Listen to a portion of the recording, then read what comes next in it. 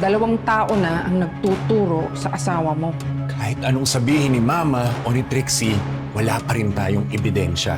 Kawawa naman si Marco, no? Sigurado ako mabibigla yun. Pwes, sorry na lang siya.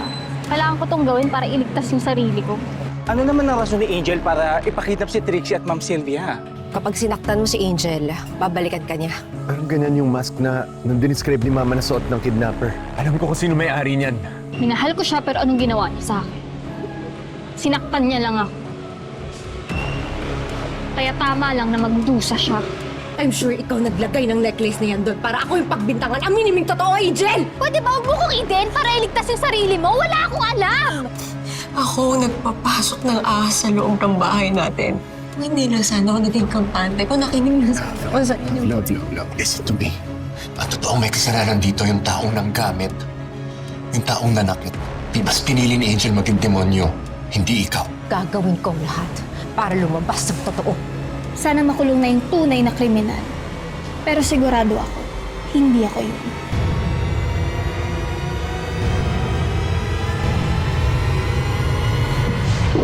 Anak.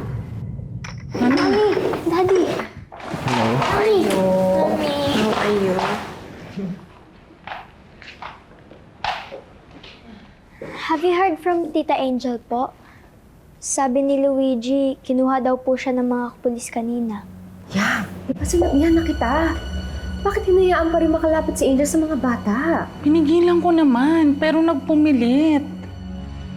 Ikaw nga mga anak. Come here. From now on, huwag na kayong mag-worry sa Tita Angel nyo. I want you to stay away from her. Huwag niyo siyang kakausapin, huwag niyo siyang papapasukin dito sa bahay. Hindi na siya dito nakatira, okay? Saan po siya magsistay? Nakakalo. Dalian mo naman. Uy! Diyos ko. Ay, sorry. Angel! Late na. Ano ginagawa mo dito? Baka nahanap ka na ng ate mo. Huli na pala kayo sa balita. Wala na kasing pakialam yung ate ko sa akin eh. Pinalayas na ako sa kanila. Ganun ba? Nako. Baka naman may ginawa kang masama.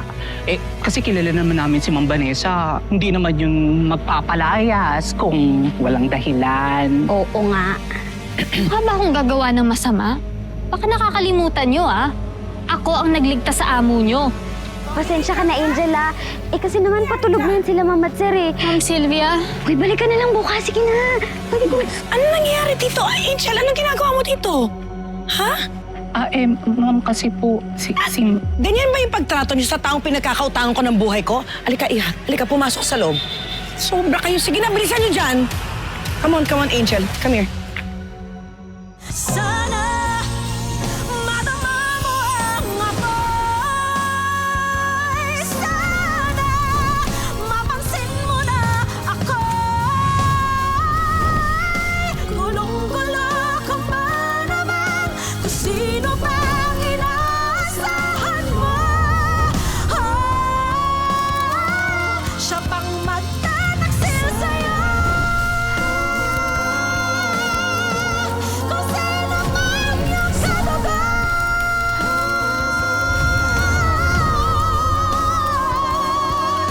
Gulong-gulo ka ba naman? Kung sino bang inaasahan mo? Siya pang magtataksil sa'yo. Mami, bakit po kayo biglang nagalit kay Tita Angel? May ginawa po ba siyang bad? Di ba po pinararaman niyo? We should always stick together. Bakit po si Tita Angel umaalis? Mga anak, meron kasing misunderstanding ang mami niyo pati si Angel. Kailangan muna nila ng space para magpalamig ng ulo. Bakit po bawal namin kausapin si Tita Angel?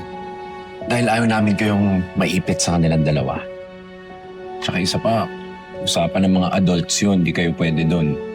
Look, I know it's hard for you guys. Pero sundin niyo nila yung mami niyo, ha? Para rin naman sa ikakabuti niyo yun eh. Okay, guys?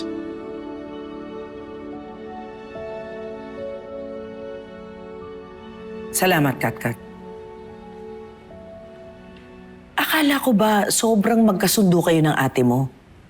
Ba't ba't kanya pinalayas? Ano ba pinag-awayan niyo? Yun nga din po ang akala ko, Ma'am Sylvie. Sinubukan ko naman po siyang pakisamahan at sinunod ko lahat ng gusto niya. Pero hindi pala enough. Alam mo, mahirap talagang maintindihan yung ugali ng kapatid mo eh. Kaya hindi rin kami nagkasundo ng Vanessang yan. Okay naman po kami noong una eh. Kaso, nag-iba kasi yung pakikitungo niyo sa akin simula nung nalaman ko yung mga sikreto niya. Anong sikreto, Angel? Makinig ka. Ang sabi sa Psalms chapter 34 verse 13, keep your tongue from evil and your lips from telling lies. Kaya sabihin mo na sa akin kung ano yung nalalaman mo. Huwag po kayong magagalit sa sasabihin ko Pero, lagi ko po kasing nakikita si ate noon na lumalabas ng bahay tuwing gabi. Hindi kaya yun yung time na pumupunta siya sa abandonadong bahay para torturein po kayo? Angel, kung matagal mo na tong alam, bakit ngayon ko lang nagsasalita? Kailangan malaman ng lahat ng tao para matigil na yung kasamaan ni Vanessa. Yung time po kasi nun, hindi ko naman po alam kung saan siya nagpupunta. Tsaka Ma'am Sylvia, mahal ko po yung ate ko. Gusto ko po siyang protektahan. He who conceals things shall not prosper. Yan ang sabi sa Proverbs chapter 28 verse 13. Ang pagtatakip mo kay Vanessa, yan ang nagbigay ng lakas ng loob sa kanya para manira ng buhay. Yun nga po yung masakit Ako, ginagawa ko lahat para isalba siya. Habang siya, hahayaan niya akong mabulok sa rehas. Ginagamit niya ang pagiging abogado niya para sirain ako. Anong ibig mong sabihin? Kanina po kasi sa presinto, na-realize ko na handa niya akong isakripisyo para lang maging malinis yung pangalan niya. Angel, you have to tell this to the police. Hindi mo pwedeng ilihin ito.